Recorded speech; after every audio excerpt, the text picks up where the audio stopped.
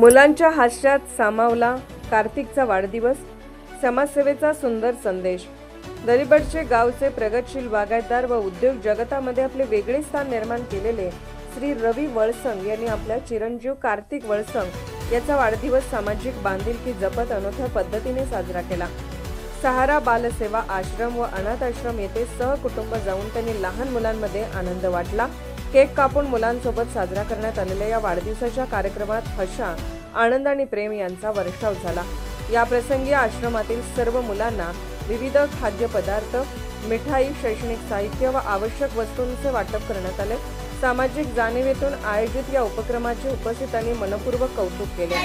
रवी वळसंग यांनी सांगितले की मुलांच्या चेहऱ्यावर उमटलेले हास्य हा आमच्यासाठी खरा वाढदिवसाचा आनंद आहे।